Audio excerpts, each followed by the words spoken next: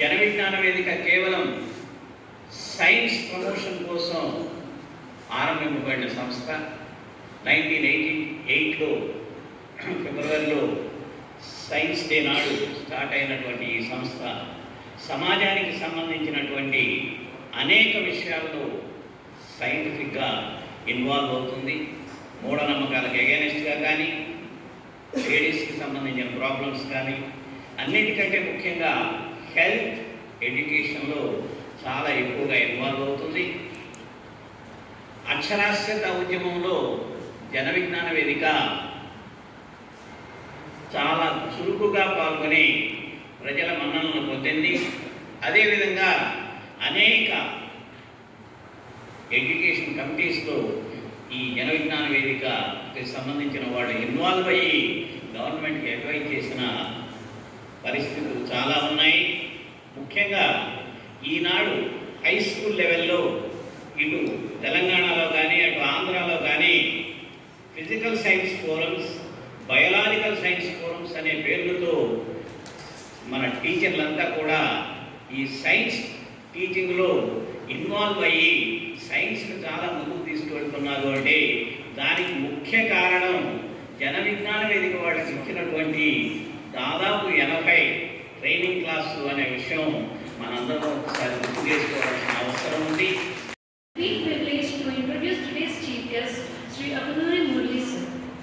Sir is a former IAS officer of 2006 batch, has opted for voluntary retirement from the Telangana administration in August 31st, who served in various positions in Telangana government. He is known for his honesty, integrity and commitment to public service. Sir is a strong advocate for transparency and accountability in the government. Now, he is working as an advisor for Andhra Pradesh Schools Infrastructure Development, and he is the convener of Social Democratic Forum, Telangana. Sir has become a newsmaker in 2017 when he chose to take his daughter to a government hospital in Mulund rather than a private hospital for her delivery when he was a district collector. Once again, I welcome you, sir.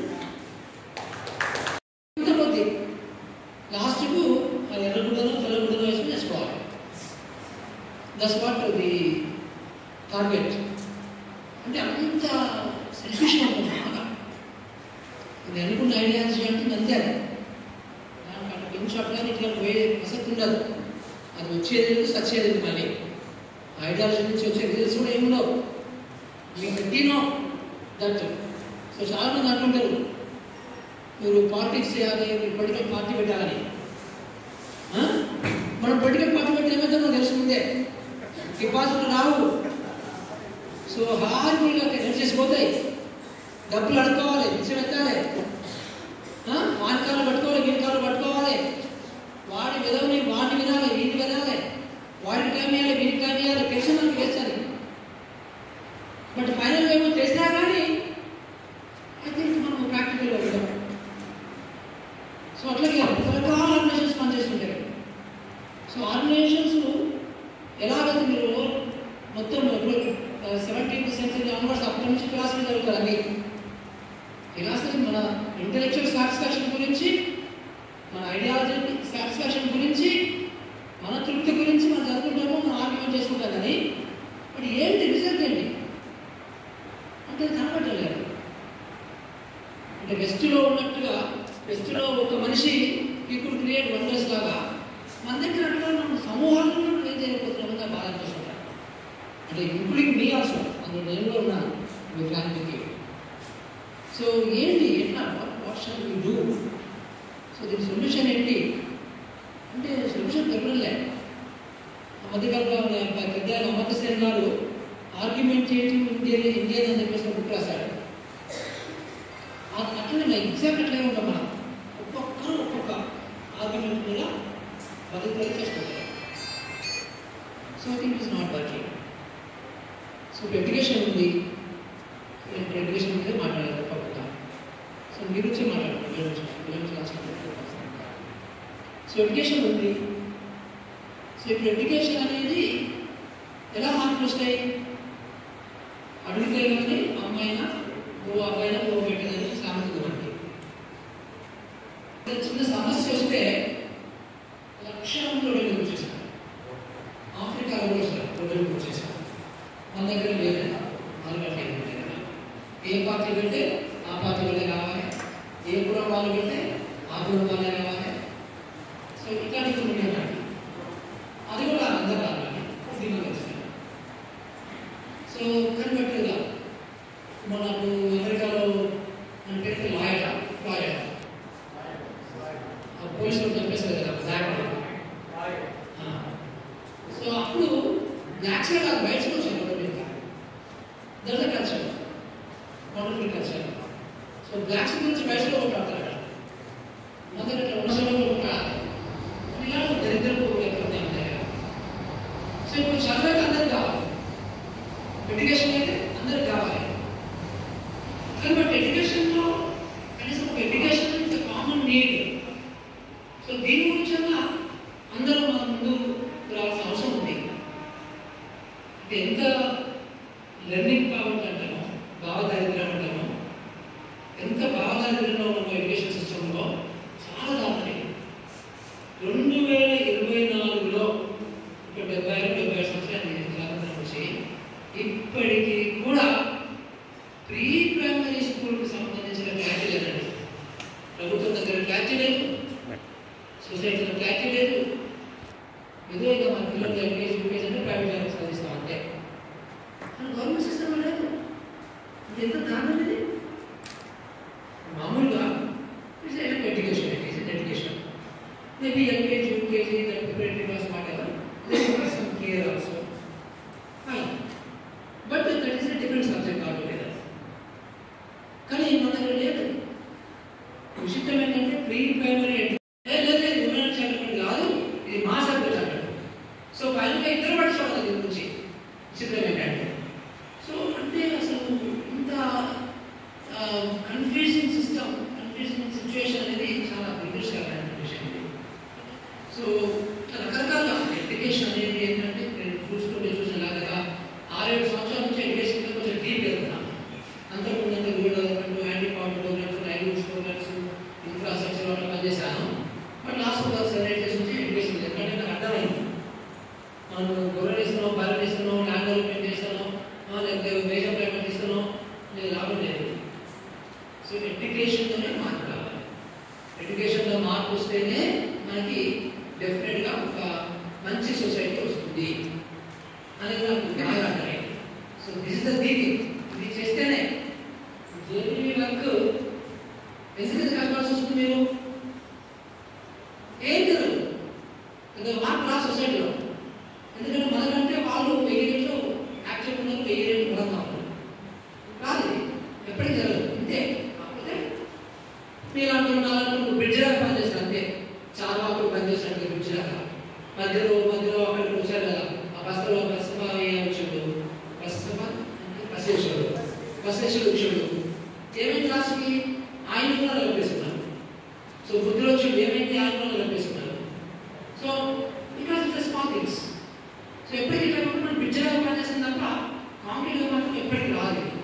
But only hope ఏంటంటే మనం కూడా చాలా తెలివిగా ఒక స్ట్రాటజిక్గా ఎడ్యుకేషన్తో పనిచేస్తేనే మన యొక్క పనిచేసే impact అనేది మనం కూడా ఒక నేషనల్ సొసైటీ చేయడం అసాధ్యమవుతుంది. ఎడ్యుకేషన్ ద్వారా వెళ్తే సాధ్యమవుతుంది. మనం ఎన్ని మూవ్మెంట్ చేసినా సాధ్యం కాదు. వెళ్ళి అప్పట్లో మార్పు వస్తారు. జువాలజీ పిహెచ్డి 30 సంవత్సరాల అనుభవం పోస్తారు. What is this? ఆమె తెలియదా పాము పాదాలని? ఆమె తెలియదా 100 మంది అనేకులు పాము పాలు పోసిన పాము ఉంటే ఆ పాము బతుకుదా? ఎంత పాము ఎంత డిస్టర్బెంట్ ఉంటుంది. నేను పాము రిలీజ్ చేసుకోండి అది జాగ్రత్త. This is society. సో ఈ సొసైటీని ఎట్లా మారుస్తారు అనేది మనము డిఫరెంట్గా ఆలోచించాలి. డిఫరెంట్గా మనం ఆలోచించకపోతే no use, nothing. So maybe మనము నేను అసలు ఎట్లా కాన్ఫిడెంట్గా ఉంటుంది ఈరోజు వస్తే కొంచెం మనం ఇలాంటి ఏం చేద్దామని మాట్లాడితే బాగుంటుంది అనుకుంటే డిస్కౌంట్ కాన్ఫిడెంట్ అనుకోండి. సో ఇలా this is the kind of time leaving some ప్రజలు మేకలాగా మీరు నేను వదిలిపెట్టడానికి నన్ను మళ్ళీ కూడా పిలుస్తున్నా ఎగండి అని కంబ్యాక్.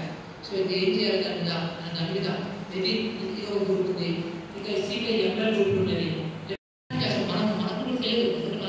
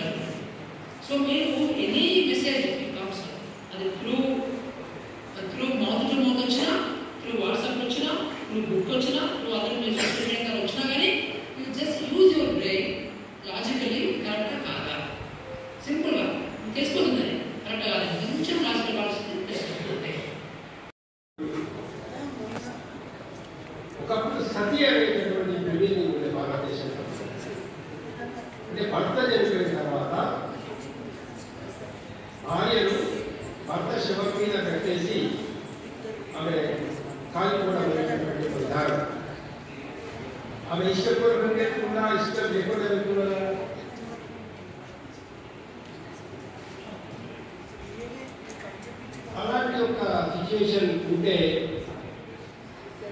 సతీని నిషేధించగా అని బ్రిటిష్ గవర్నమెంట్ సతీని చివరికి అంబేద్కర్ గారు అనేక మంది డిమాండ్ చేసిన తర్వాత సతీని ప్రొహిబిట్ చేస్తే దీన్ని ప్రొహిబిట్ చేయడం కూడా తప్పు అని చెప్పేసి అనేక హిందూ సంస్థలు ఆ టైంలో కూడా పోరాడి అది మనం గుర్తుపెట్టుకోవాలి. మరొక విషయం మీ అందరి దృష్టిలో రావాల్సింది ఏంటంటే కేరళ లాంటి చోట కింది కులాల వాళ్ళకు చెందినటువంటి స్త్రీలు అక్కడ ఛాతీ మీద గుడ్డ కప్పుకోవద్దు, ఎలాంటి ఆచ్ఛాదన లేకుండా ఉండాలా అనే ఒక సాంప్రదాయం ఉండేది.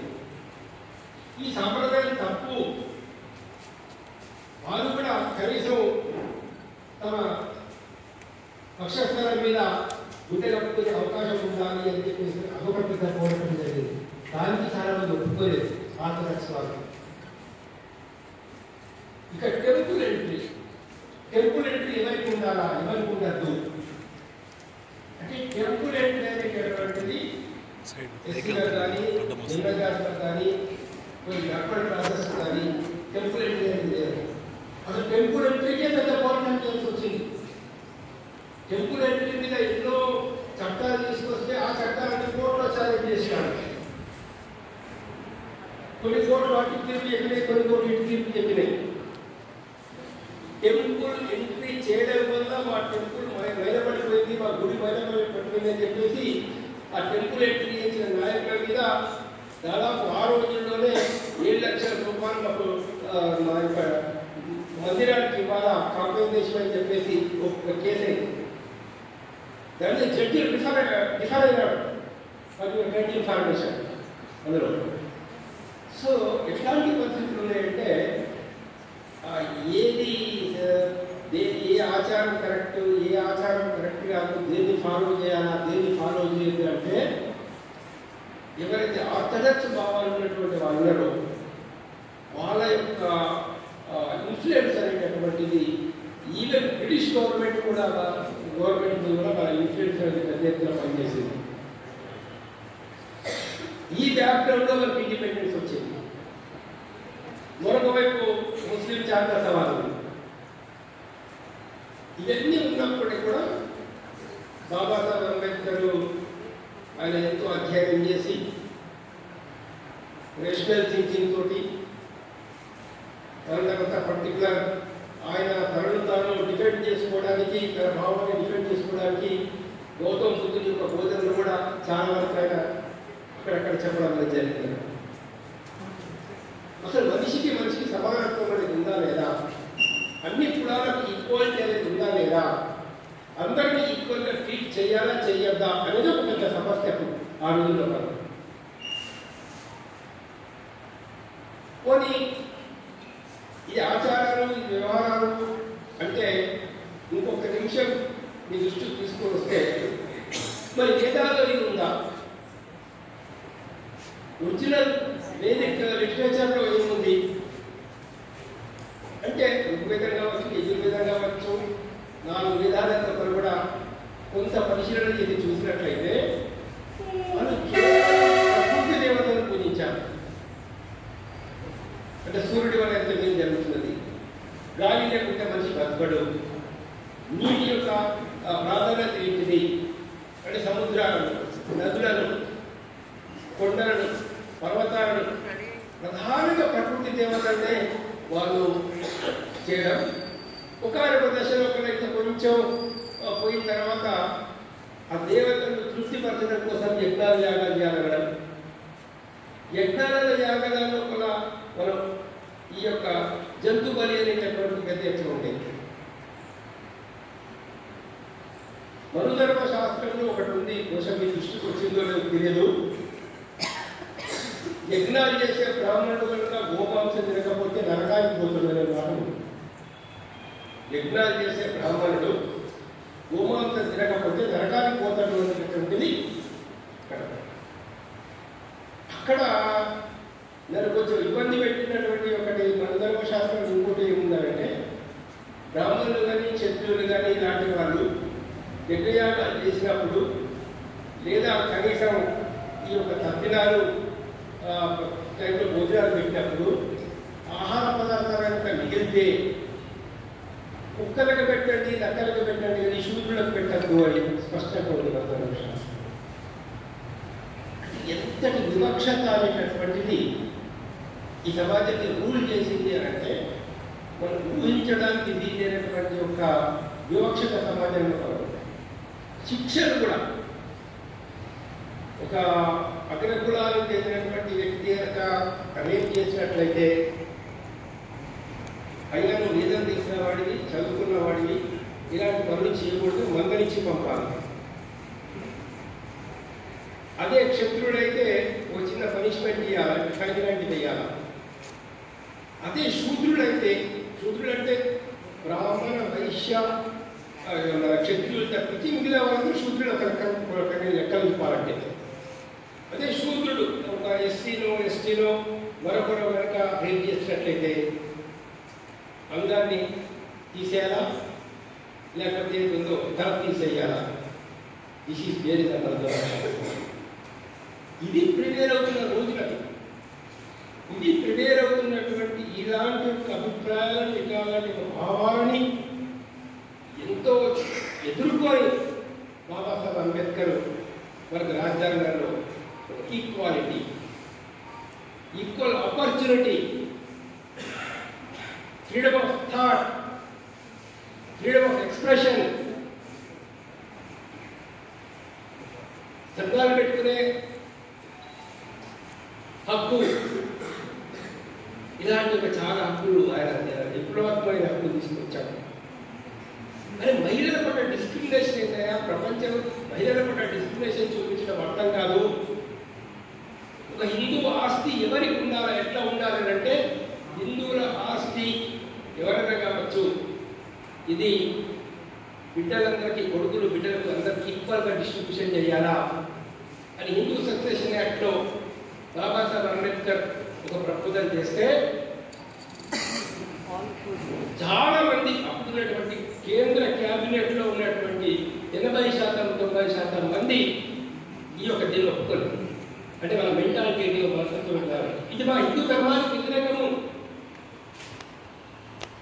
ఈ యజ్ఞవర్గ సూత్రాల వ్యతిరేకము, ఏ స్మృతుల ఆధారంగా మన హిందూ ధర్మం ఉందో ఆ హిందూ ధర్మానికి వ్యతిరేకం అంటే ఆయన కొన్ని రిఫరెన్స్ ఇచ్చేసి అసలు వేదాల్లోనే స్త్రీలను డిస్క్రిమినేషన్ లేదే బాబు కూడా అవి వాటితో పనిలేదు బాబు, చాలా రిఫరెన్స్ ఇచ్చారు Babasaheb Ambedkar. So it may be because జేడీలు వాళ్ళు ఎంత ట్రై చేస్తామో సో వాళ్ళు ప్రజల్లో వెళ్తున్నారు, మాట్లాడుతున్నారు, చేంజ్ కనిపించట్లేదు. అంటే అడుగులో ఇది వాళ్ళు చేంజ్ చూస్తుండొచ్చు, బట్ నిజానికి మనకు కావాల్సిన చేంజ్ వస్తున్నారు, ఇంకా మనం ఎక్కడ ల్యాకింగ్ అవుతుంది. So what I feel is each and every person should become a social teacher, please ఇలాంటి డిస్కషన్స్ తర్వాత. So then we can influence the people. And 100 మంది చెప్పిన అవసరం లేదు, ఒక 10 మంది బయట మనం ఫస్ట్ ఆఫ్ ఆల్ పిల్లల దగ్గర స్టార్ట్ చేస్తాం. సో ఇలాంటి ఒక సిస్టమ్ని మనం డెవలప్ చేసుకోగలిగితే మేబీ ఒక 100 years 250 years తర్వాత భారతదేశం బాగవుతుందేమో. కానీ అది ఇప్పుడే స్టార్ట్ కావాలి. ఇప్పుడు స్టార్ట్ కాకపోతే నవ్వాలి, ఇప్పుడు కాకపోతే ఎప్పుడే కాదు. సో ఇది నా బేసిక్ అండర్స్టాండింగ్ ఆఫ్ ద. రెండోది ఇంతకు ముందు చెప్పాను, ఈ యొక్క మెడికల్ ఇష్యూస్ మనం ఎందుకు మాట్లాడుకోవాలి అనేది. అయితే మనకు యాక్చువల్గా ఇప్పుడు ఉండేటువంటి ఒక political social structure of the society కనుక చూస్తాం, చాలా ఫాస్ట్ సొసైటీ. అంటే మనం ఒక వాట్సాప్లో ఇట్లా టక్క ఏం సిగ్నల్తో వెళ్ళిపోతాం. సో పీపుల్కి చదవడం కానీ, చదివే గుణం కానీ, I don't know how many of students they read books. ఒకటి ఏంటంటే యూనివర్సిటీలో మనము ఎడ్యుకేషన్ నేర్చుకుంటాం, డిగ్రీలు పీజీలు తెచ్చుకుంటాం, బట్ లెర్నింగ్ అనేది లైఫ్ లాంగ్ జరగాలి. సమ్ ఫేమస్ పర్సన్ ఏం చెప్తారంటే real education starts after the university అంటే. సో ఎప్పుడైతే యూనివర్సిటీ నుంచి బయటకు వచ్చామో అప్పుడు రియల్ లెర్నింగ్ సమాజంలోకి వెళ్తారు. మేము డాక్టర్స్గా ఉన్నప్పుడు, మేము ఎంబీబీఎస్ ఉన్నప్పుడు అసలు ఒక గర్వం వచ్చేస్తుంది, మాకు అన్ని తెలుసు, మిమ్మల్ని ఏమైనా చేయగలుగుతాము.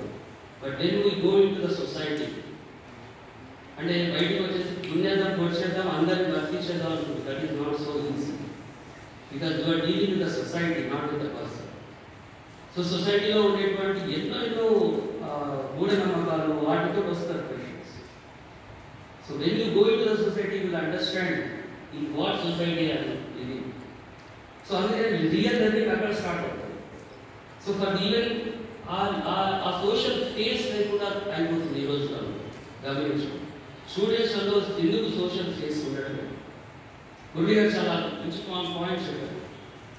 సో ఎప్పుడైతే ఇంతకుముందు డిస్కషన్ పెరుగుతున్న వాతావరణంలో, ఎవరైతే స్టూడెంట్స్ పెరుగుతున్న వాతావరణంలో మీరు గమనిస్తే ఒక క్యాపిటలిస్టిక్ టెండెన్సీస్ నుంచి ఎప్పుడైతే పెరుగుతున్నారో, నేను ఉద్యోగం చేయాలి, విదేశాలకు వెళ్ళాలి, ఇంటర్వ్యూ చేయాలి, ఒక స్ట్రక్చర్డ్ ఫినామినా నడుస్తున్నప్పుడు we cannot expect great people to come. నాకేంటి, నా పరిస్థితి ఏంటి, అంతవరకే ఆగిపోతుంది. అనిపిస్తే సొసైటీ గురించి ఆలోచించేటువంటి ఒక స్టూడెంట్ తయారు కాదు.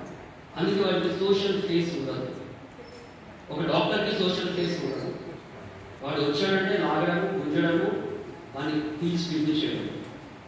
ఒక సాఫ్ట్వేర్ ఇంజనీర్కి సోషల్ ఫేస్ లేదు ఈరోజు. వాడికి అసలు సొసైటీలో ఏం జరుగుతుందో తెలియదు. సో వచ్చామా, ఇంటికి వచ్చామా, క్రికెట్ చూసామా, ఓటీటీలో సినిమా చూసామా, దర్శనం మరుసటి రోజు రెడీ కావాలి. He has to go to the office again to work. కాబట్టి ఎప్పుడైతే సోషల్ ఫేస్ రోజు రోజు తగ్గిపోతుందో మనం ఒక తక్కువలో బతకడం స్టార్ట్ చేస్తాం. సో మనకి కరోనా టైంలో హౌస్ అరెస్ట్, లాక్డౌన్స్, ఇంట్లోనే ఉండడాలు మనం ఎప్పటి నుంచో ఇంట్లోనే ఉంటున్నాం. యాక్చువల్లీ మనం ఎప్పుడు, బికాస్ లాక్డౌన్ అనేది ఓన్లీ స్ట్రక్చర్డ్ అవుట్ సైడ్ కనిపిస్తుంది. ఇట్ ఈస్ ఓన్లీ మనం, బట్ అంతకంటే ముందు నుంచి మన సొసైటీలో we are locked inside. We are not speaking to one another. ఎవరి ఇంట్లో వాళ్ళు, ఎవరి కులంలో వాళ్ళు, ఎవరి మతంలో వాళ్ళు, ప్రతి చోట ఒక చిన్న చిన్న కపుల్స్లలో ఉండిపోయేటువంటి పరిస్థితుల్లో మనం ఉన్నప్పుడు ఎలా సోషల్ ఫేస్ వస్తుంది. సో ఇలా సోషల్ ఫేస్ లేని ఒక స్టేజ్లో మనం ఎడ్యుకేషన్ గురించి మాట్లాడాలి, మనం మెడిసిన్ గురించి మాట్లాడాలి అనేది చాలా చాలా కష్టమైన పని. బికాస్ ఏం జరుగుతుందో ఎవరికి ఏం తెలియదు. సో వాట్ మీన్స్ అల్టిమేట్లీ ఏంటి అంటే, the problem with the doctors ఏంటంటే ఎవరు మాట్లాడారు, ఎవరు వాళ్ళ క్లినిక్లో, ఎవరి హాస్పిటల్లో వాళ్ళు కూర్చొని నాకేం డబ్బులు వస్తుంది, ఈరోజు ఎంత సంపాదించాను, రేపు ఇంకా ఎక్కడ ఏ పేషెంట్ని నొక్కాలి, టీకప్ తీసుకోవాలి అనే టైంలో ఒక సిస్టమ్ ఏర్పడింది. నేను డాక్టర్స్ ఏం చేయలేదు. The system is like that. Corporate సిస్టంలో if you are not getting the business easiness, you are thrown out of the hospital. Because ఆ డాక్టర్తో పనే ఉంది, పడే బిజినెస్ ఇవ్వట్లేదు. నేను సంఘ సంస్కృతనే నాకు చాలా సోషల్ ఫేస్ ఉంది, నేను ఇది చేస్తాను, తక్కువ చేస్తాను అంటే, బాబు అన్నీ చేసుకో, ఇంటికి వెళ్ళి చేసుకో, లేదా నీ తిరిగి పెట్టుకొని తీసుకో, మా దగ్గర చేయకు, మా దగ్గర ఉన్నామంటే యూ డబ్బు. సో ఇలాంటి సిచ్యువేషన్లో మనము ఇలాంటి ఒక అట్మాస్ఫియర్లో మనము ఎడ్యుకేషన్ అండ్ హెల్త్ గురించి మాట్లాడుతున్నాము. సో నేను మాట్లాడాలనుకున్నది చాలా క్లియర్గా, ఒక last I think July 3rd నాకు ఒక ఆర్టికల్ వచ్చింది నవతెలంగాణలో. I don't know how many of you raid that. Navatelangana Sunday ఎడిషన్లో ప్రజా ఆరోగ్యంలో కొత్త ఆలోచనలు, కొత్త దృక్కోణాలు కావాలి. ఎందుకు అంటే ఎప్పుడైనా మెడిసిన్కి సంబంధించి అంటే ఎందుకంటే మీకు ఇప్పుడు మీరు మాట్లాడుతున్న వాళ్ళలో ఎవరు, వింటున్న వాళ్ళలో ఎవరు డాక్టర్స్ లేరు. దాదాపు ఎవరికి 100% ఐఎమ్ షూర్ దట్ మీరు ఎవరికి కూడా సైన్స్ మెడిసిన్ అంటే ఏంటో తెలియదు. So I'm dealing with the people who don't know ABCD of medicine. So how can I make them to understand what it is? So it is a big challenge for them. So for with whom especially JVP లాంటి సంస్థల్లో నుంచి వచ్చినటువంటి వాళ్ళు definitely they can influence. So that's the reason why I want to make this discussion as 1-to-1 also. నేను చెప్పిన తర్వాత if you have any question I'm ready to answer and let us discuss. అంటే I want you to be like నేనేదో చెప్తున్నాను మీరు వింటున్నారనే కాన్సెప్ట్లో పక్కన let us be in a interactive mode. ఎక్కడైనా మీరు any time if you got it out you can praise. So majority of the na talk ఈరోజు I want to limit to that essay because నేను ఇంతకు చెప్పినట్టు ఇది చెప్తూ పోతుంటే అనంతం ఇప్పుడు ఇక్కడ కూర్చొని 10 గంటలు మాట్లాడుతున్నాను because that much of thing I need to tell. Go to care, go to Yashoda. జ్వరానికి కూడా ఈ జ్వరానికి మనము పక్కన ఉన్నటువంటి ఎంబీబీఎస్ డాక్టర్ దగ్గరికి వెళ్ళచ్చు, దగ్గరలో ఉన్నటువంటి పిహెచ్సి సెంటర్ దగ్గరికి వెళ్ళచ్చు. కానీ always go to tertiary care centre. ఇది ఎందుకు జరుగుతుంది సార్? అసలు ఎడ్యుకేషన్ లేకపోవడం వల్ల, దీనికి సంబంధించిన ఎడ్యుకేషన్ లేకపోవడం ఎక్కడా లేదు. ప్రతి ఒక్కళ్ళు జ్వరం వస్తే మాకు కేర్ డాక్టర్ చేయాలి, ఇంకో యశోద డాక్టర్ చేయాలి, ఒక కార్పొరేట్ సంస్థకు సంబంధించిన డాక్టర్. అయితే ఇండియాలో ఒక విచిత్రమైన పరిస్థితి ఏంటంటే, ఈ బహుశా ఏ దేశంలో లేదేమో ఇంత దారుణంగా ఏంటి అంటే, కమ్యూనికబుల్ డిసీజెస్ ఎంత దారుణంగా ఉన్నాయో ఒక దేశంలో, నాన్ కమ్యూనికబుల్ డిసీజెస్ అంతే దారుణంగా. మనం అభివృద్ధి చెందిన దేశాల్లో చూస్తే ఒకప్పుడు అక్కడ కమ్యూనికబుల్ డిసీజెస్ ఉండినాయి, అంటే టైఫాయిడ్, కలరా ఇట్లాంటి ఉంది. ఈ అభివృద్ధి అనే ప్రాసెస్ ఏదైతే ఉందో అది ఈ యొక్క కమ్యూనికబుల్ డిసీజెస్ తొలగించేసింది, టోటల్ దాదాపు జీరో చేసింది, అంటే రీప్లేస్ చేసింది. అక్కడ ఒక ఉంది, దాన్ని తీసి ఇంకోటి కూర్చున్నారు.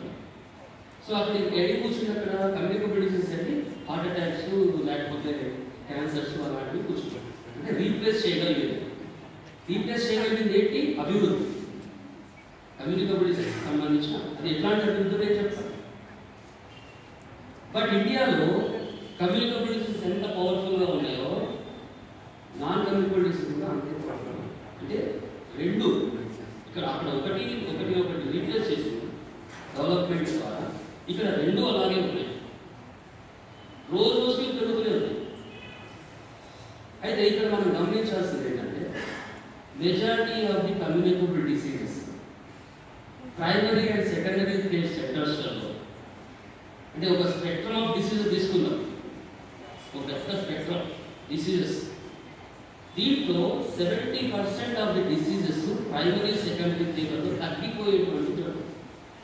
ఒక టైఫాయిడ్ కావచ్చు, కలరా కావచ్చు, ఒక మలేరియా కావచ్చు, ఒక డెంగ్యూ కావచ్చు, ప్రైమరీ సెకండరీ సెంటర్లలో తగ్గిపోయేటువంటి జబ్బులు.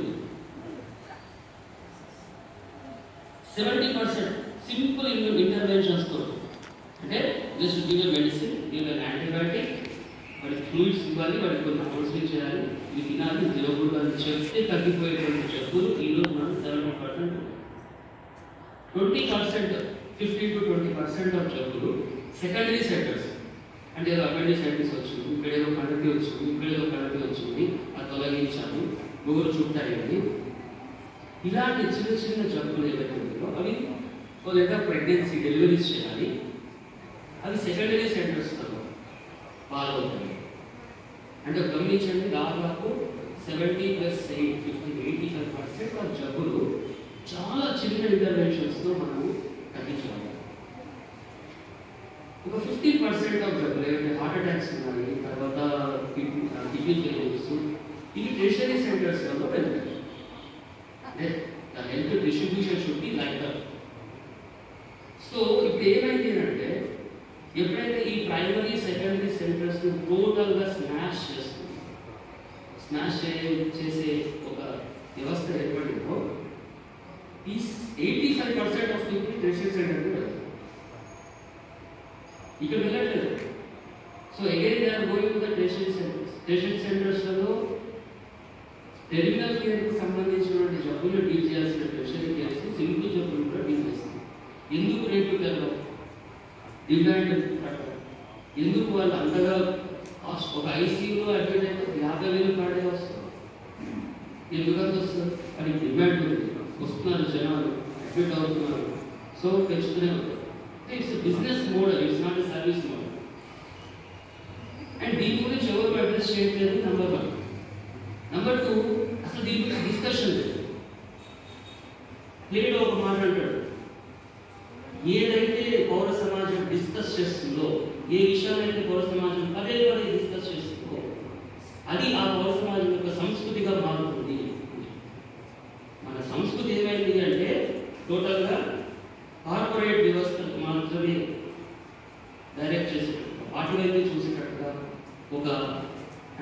డిస్కషన్ ఎక్కడ ఈ రోజుల్లో మీరు ఎక్కడ చూడండి, హార్ట్ జబ్బుల గురించి మాట్లాడుతున్నారు, బీపీ గురించి మాట్లాడుతున్నారు, షుగర్ గురించి మాట్లాడుతున్నారు, ఎవరు డెంగ్యూ గురించి మాట్లాడారు, ఎవరు మలేరియా గురించి మాట్లాడారు. బికాస్ ఇది 85% ఆఫ్ సమస్య. మనం ఓన్లీ 15% ఆఫ్ సమస్యనే మాట్లాడుతున్నాం. 85% ఆఫ్ సమస్యలు మాట్లాడుతున్నాం. సో మన యొక్క డిస్కషన్ అప్పుడు అది దాన్ని డిస్కస్ చేయకూడదని కాదు, అది చేయాల్సిందే. అట్ ద సేమ్ టైం ఇది ఎందుకు మనం నెగ్లెక్ట్ చేస్తున్నాం? ఒక వర్షం పడుతుంది, జస్ట్ వర్షకాలం స్టార్ట్ అయింది, చిన్నపిల్లలు పడవలు వేసుకొని ఆడుకోవాలి వర్షపు నీళ్ళలో ఆగిపోయారు. కానీ గమనించండి, ఈ దేశంలో వర్షం పడితే వర్షపు పిల్లలకి అతిసారగా వస్తుంది. జస్ట్ ఒక్క వర్షం కాక ఎందుకు అతిసారగా వస్తుంది? ప్రపంచంలో ఏ దేశంలోనే ఇలా జరుగుతుందా? అసలు ఎందుకు పిల్లలకి ఆ బాల్యం లేదు? అంటే అతిసార వ్యాధి కావచ్చు, డెంగ్యూ కావచ్చు, మలేరియా కావచ్చు, కొంత వాతావరణ చేంజెస్ రాగానే ఎందుకు ప్రజల మీద పడిపోతున్నాయి? ఒక 5 సంవత్సరాల కిందట డెంగ్యూ అనే ఒక ఇది వచ్చి తెలంగాణలో వేల మంది పిల్లలు చచ్చిపోయారు. ఎవరి ఫెయిల్యూర్? డాక్టర్స్కి ఏం సంబంధం? ఎప్పుడైనా ప్రజా ఆరోగ్యానికి డాక్టర్స్కి సంబంధం లేదు. ప్రజా ఆరోగ్యం కేవలం ప్రభుత్వాల బాధ్యత. డాక్టర్స్ ఏం సంబంధం? అయితే ఏమవుతుంది? కేవలం డాక్టర్సే సరిగా చేయట్లేదు అనే కాన్సెప్ట్ డెవలప్ చేస్తున్నారు. అంటే డిస్కషన్ పక్కదారి పట్టిస్తుంది. ఎందుకు అంటే రక్షిత మంచినీటి వ్యవస్థ ఎవరు ఏర్పాటు చేయాలి? వర్షం పడితే మొత్తం వాషప్ అవుతుంది, అగ్రికల్చర్ వేస్ట్ పెస్టిసైడ్స్ నీళ్ళలోకి వస్తున్నాయి, ఇండస్ట్రియల్ వేస్ట్ నీళ్ళలోకి వస్తున్నాయి, అవన్నీ మన తాగునీళ్ళలో వస్తున్నాయి, దాంట్లో జబ్బులు వస్తున్నాయి. సో కంటామినేట్ అవుతుంది. ఫీసెస్ కంటామినేట్, టైఫాయిడ్ అంటే water burn and vector burn diseases అంటారు. సింపుల్గా ప్రజా ఆరోగ్యానికి సంబంధించి ఒక రక్షిత మంచినీటి వ్యవస్థ ఎందుకు లేదు? మనం రీసెంట్గా చూసాం, ఆంధ్రప్రదేశ్లో విజయవాడలో వైజాగ్లో జస్ట్ స్కూల్ పిల్లలు 10 మంది చచ్చిపోయారు. నీళ్లు తాగి, నల్లాలో వస్తున్నటువంటి నీళ్లు తాగి చచ్చిపోయారు. దాని గురించి డిస్కషన్ లేదు. Just show me any paper or any person, any government international is talking about that. ఎంత ఇంపార్టెంట్ అనే విషయం అది. అరే నీళ్ళు తాగి చచ్చిపోతారా? ఎంత అన్యాయం! హోటల్కి వెళ్దాం, మన పిల్లలు తీసుకొని ఎవరో పర్సన్ వెళ్తాడు, పిల్లలు తీసుకొని భార్య తీసుకొని హాయిగా అలా కూర్చొని ఒక సండే రోజు వెళ్ళి తిందాము అనుకుంటాడు. తిని వచ్చిన మరుసటి రోజు మా దగ్గర గుర్తుకుంటూ వస్తుంది, వాంతులు అయిపోతుంది. విదేశాల్లో ఈ హోటల్స్ గురించి రీసెంట్ పేపర్లో పడ్డది, మొత్తం కంటామినేటెడ్ ఫుడ్ ఇస్తున్నారు. ఎంత ఒక పర్సన్కి నువ్వు హార్మ్ చేస్తే శిక్ష పడాలి. ఒక సమాజాన్ని కొన్ని వందల మంది ఒకటే రోజు జబ్బులు గురి చేసేటువంటి హోటల్స్ విషయం మీద ఎలాంటి యాక్షన్ లేదు, దాని గురించి ఎలాంటి డిస్కషన్ లేదు. ఇది క్రైమ్. నువ్వు కంటామినేటెడ్ ఫుడ్ని, ఎప్పుడో ఎండిపోయిన పాసిపోయినటువంటి ఫుడ్ని నీ బిజినెస్ కోసం నువ్వు ఇస్తూ ప్రజల్ని అనారోగ్యం పాలు చేస్తుంటే దాన్ని కంట్రోల్ చేయడానికి మన దగ్గర సిస్టమ్ లేకపోవడం ఎంత దారుణమైన పరిస్థితి. ఇది ఎవరి బాధ్యత? డాక్టర్స్ బాధ్యత? ఇట్స్ గవర్నమెంట్ పాలసీలో ఉండాలి. ఎందుకు దాని గురించి మనం మాట్లాడట్లేదు? అసలు దాని అదే చెప్తున్నాను, పౌర సమాజంలో దీని డిస్కషన్ ఎందుకు లేదు? We have to discuss this. వేరే దేశాలు అయితే స్క్రూ చేస్తారు. అమెరికాలో ఇలాంటి ఎవరైనా కంటామినేటెడ్ ఫుడ్ పెట్టి అవతల వాడిని ఒక పర్సన్ని ప్రాబ్లంలోకి క్రియేట్ చేసినా కూడా, ఒక పర్సన్ యొక్క హెల్త్ పాడైనా కూడా వాని హ్యూమన్ రైట్, ఆరోగ్యం ఉండడం అనేది నా హ్యూమన్ రైట్. సో ఆ రైట్ని వాడు ఇది చేశాడు, ఎక్స్ప్లాయిట్ చేశాడు అని చెప్పేసి వాడికి లైఫ్ లాంగ్ ఇంప్రిజన్మెంట్ ఉంటాడు. ఇక్కడ ఎవరు మాట్లాడు వెళ్ళిపోయి వేరు తగిలేసి హాస్పిటల్స్లో తగిలేసి డీహైడ్రేషన్లో పోయి వాడు ప్రాణాపాయ స్థితిలోకి వచ్చినా కూడా ఎవరు మాట్లాడుతుంది? ఎందుకు ఇలా మనం అంటే ఎందుకు మన సొసైటీ దేని మీద కాన్సన్ట్రేట్ చేయాలో దాన్ని ఎందుకు కాన్సన్ట్రేట్ చేయాలి? So we need to change the direction of the discussion. ప్రజా ఆరోగ్యం యొక్క ఇంపార్టెన్స్ తెలియకపోతే, ప్రజా ఆరోగ్యం యొక్క రోల్ తెలియకపోతే కరోనా లాంటి జబ్బులు ఈజీగా ముట్టుకుంటాయి. రేపు ఈరోజు నిన్న కరోనా వచ్చింది, అంత కరోనా డెంగ్యూ వచ్చింది, రేపు మలేరియా రాదని గ్యారెంటీ లేదు. ఆ తర్వాత ఎమర్జింగ్ వైరసెస్ అని ప్రతి ఇయర్ వస్తున్నాయి. ఏంటి ఎమర్జింగ్ వైరసెస్ అంటే ఇప్పుడు అక్కడ గ్లేషియర్స్ కరుగుతున్నాయి, ధృవాలు నార్త్ పోల్ సౌత్. అవి ఎప్పుడో ఆ కాలంలో మనం పుట్టినప్పుడే కొన్ని లక్షల సంవత్సరాల కింద ఉండేటువంటి బ్యాక్టీరియాస్ కరిగిన మంచులో ఉంటున్నాయి. అవి సముద్రాల్లోకి వస్తాయి, మన వర్షాల ద్వారా మనకి వస్తాయి.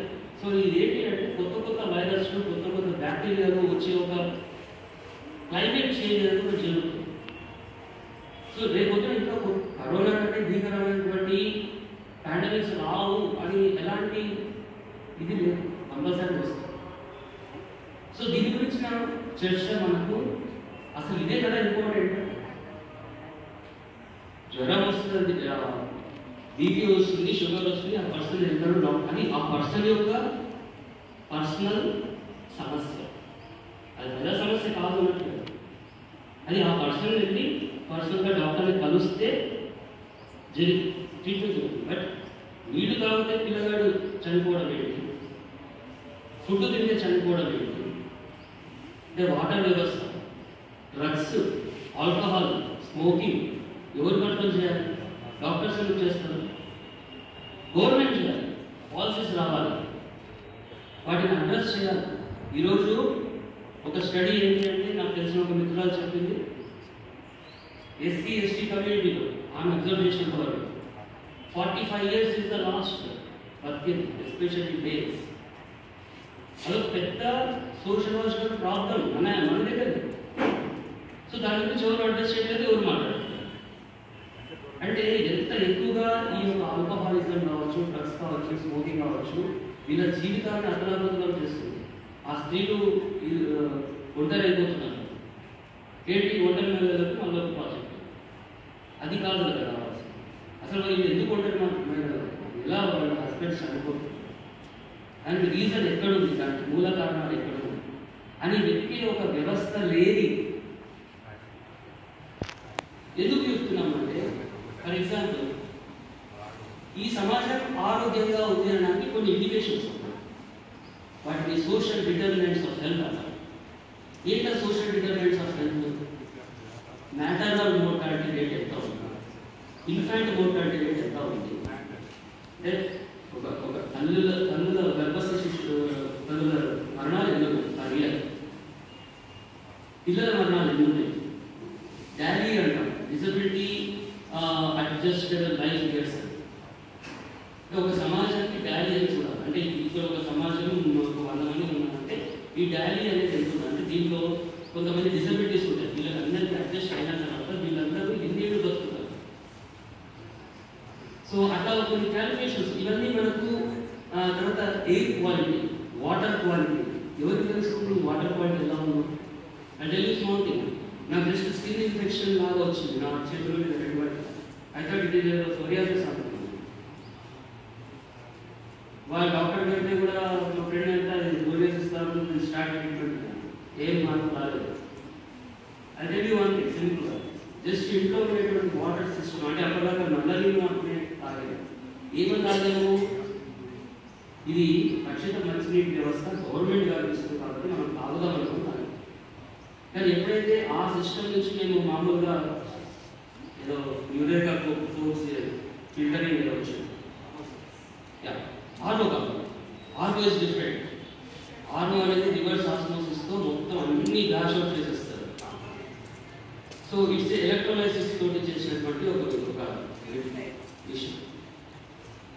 టూ మై సర్ప్రైజ్ అది కారణంగా నాకు 1 monthలో తగ్గిపోయింది. ఏమవుతుంది అంటే ఈ యొక్క నీటిలో విపరీతమైనటువంటి మినరల్స్, లేకపోతే చాలా హార్డ్ వాటర్ మనం తాగుతున్నాం, విషపూరితమైనటువంటి వాటర్ తాగుతున్నాం. మనం ఏం తాగుతున్నాం మనకు తెలియదు. నేను ఈ ఏరియాకి వచ్చానంటే అక్కడ ఒక బోర్డు ఉండాలి, ఈ ఏరియాలో ఈ వాటర్లో ఈ కంటెంట్ ఎక్కుతుంది, గవర్నమెంట్ తీసి చేయాలి. నేను ఒక నాగోల్ అనే ఒక ఏరియాకి వెళ్తే అక్కడ డిస్ప్లే కావాలి, ఈ ఏరియాలో ఎయిర్ క్వాలిటీ ఉంటుంది, ఈ ఏరియాలో వాటర్ క్వాలిటీ ఇట్లా ఉంది, ఈ ఏరియా వాటర్లో లెడ్ క్యాడ్మియం ఎక్కువగా ఉంది. ఎందుకు లేదు?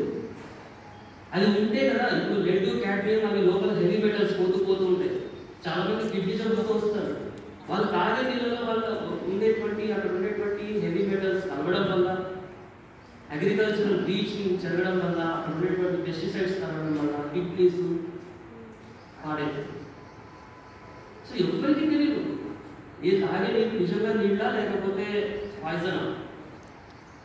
ఎవరు అడిగేవాళ్ళు లేదు, ఎవరు చెప్పేవాళ్ళు లేదు, ఎవరు రెస్పాన్సిబిలిటీ లేదు. ఈ రోజుకి మనం ఎలక్షన్స్ వ్యవస్థ చూస్తే అట్లాగే ఉంది. మా కులం వాడ, మా మతం వాడ, ఎందుకు మనం అడగము? ఎందుకు మనకు మా హెల్త్, మా పిల్లల హెల్త్, మా తల్లిదండ్రుల హెల్త్ మాకు చాలా ఇంపార్టెంట్. ఒక్కసారి ఒకరి ఇంటికి కనుక ఒక్కరు చెప్పవచ్చు లోకల్ వాళ్ళ ఇల్లంతా కుళ్ళైపోతుంది.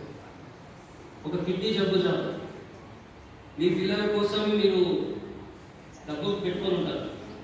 మీరు బాగా చదివించాలా, పీజీ చదివించాలా, ఏదో విదేశాలకు పంపించాలి. మీ ఫాదర్కి వస్తుంది కిడ్నీ జబ్బు, మొత్తం దుష్టాలు. అంటే ఇది మొత్తం సమాజాన్ని, జీవితాన్ని, కుటుంబాన్ని అతలాకుతలం చేసేటువంటి ఒక వ్యవస్థ. దాని గురించి ఎవరు మనం మాట్లాడాలి. సో అది ఎక్కడ సింపుల్గా మన తాగే నీళ్ళల్లో ఉండే విషయాలు. అరే బాబు, మా యొక్క హెల్త్ మాకు important, it is our right. ఈ దేశంలో, ఈ ప్రాంతంలో మనం చక్కటి గాలి, చక్కటి నీళ్లు, చక్కటి వాతావరణం, ఒక హెల్దీ అట్మాస్ఫియర్ ఇవన్నీ కావాలి. ఇది లేకపోతే ఎలా బతుకుతాము? ఇది కల్పించము. నీకు కేవలము మతాలు, కులాలు మాత్రమే చెప్పి వాటి ద్వారానే మేము ఓట్లు పొంది అధికారంలోకి వస్తాము అంటే ఏదైతే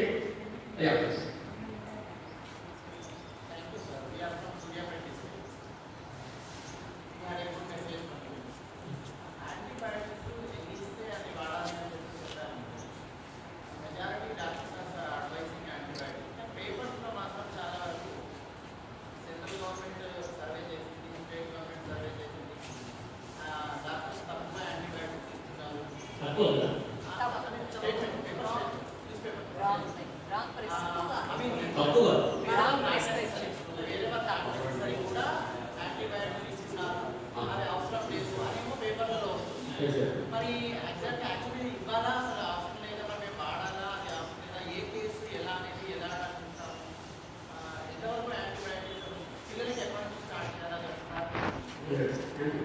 so it's actually important question. ఇలా దాని మాట్లాడేటప్పుడు నాకు అనిపించింది క్వశ్చన్ రైజ్ అవుతుందని. And at the same time ఏంటి అంటే యాంటీబయాటిక్ అనేది యాంటీబయోటిక్.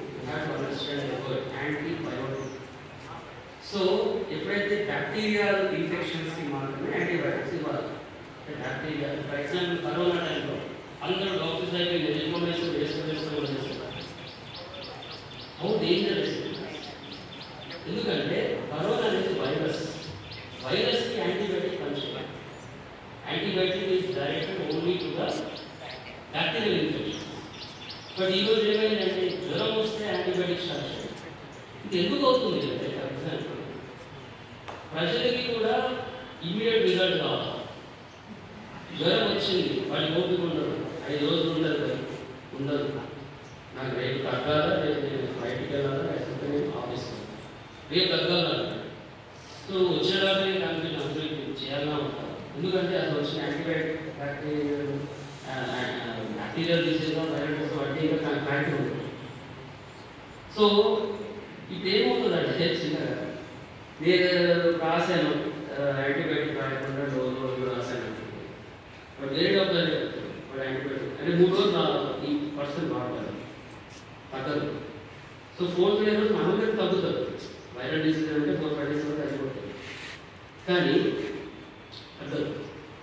తగ్గకపోతే ఆ 4th డే వెళ్ళిపోయి వేరే డాక్టర్ అంటాడు, అతను యాంటీబయాటిక్స్ స్టార్ట్ చేస్తాడు. ఇప్పుడు ఏమైపోతుంది నా పరిస్థితి? ఆ డాక్టర్ తీయన్నారు చేయలేదు, ఆ టాబ్లెట్ వేసుకొని తక్కువ నాకు తగ్గిపోయింది. సో నాకే తెలుగుతుంది ఇది వేరు అని ఒక స్టేట్లోకి వెళ్ళిపోయింది. వీళ్ళు ఫస్ట్ డేనే రావడం స్టార్ట్ చేస్తారు. అండ్ ఇది ఎంత దారుణంగా ఉందంటే ఆ సీన్ సర్టన్ డిస్క్రిప్షన్స్ వస్తాయి కదా డ్రాప్స్ పేపర్స్. అసలు వాడికి కాళ్ళు నొప్పుంటుంది, యాంటీబయాటిక్ ఉంటుంది. వస్తారు కాళ్ళు మీకు యాంటీబయాటిక్ చేసుకోమని మనకి కాకపోతే రాస్తున్నాం 100%. సో ఇష్టమైనటువంటి ఇంకోటి ప్రాబ్లం వెళ్తున్నాడు చాలా చోట్ల డాక్టర్స్ రన్నింగ్ దేర్ ఫార్మసీస్.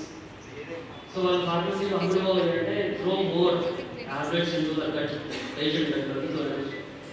అందుకే ఒకటి చెప్పేది ఏంటంటే నీ పిల్లలకి నువ్వు ఇస్తావా టాబ్లెట్, నీ పిల్లలకి ఏ టాబ్లెట్ ఇస్తావో అదే టాబ్లెట్ పేషెంట్ ఇస్తాడు. నీ పిల్లలకి మాత్రం యాంటీబయాటిక్ స్టార్ట్ చేయాలి. ఇదే 3 రోజులు అయితే 4 రోజులు అయితే బయలుదేరాలని ఆలోచిస్తుంది. బట్ పేషెంట్స్ మాత్రం ఎందుకు రాస్తారు?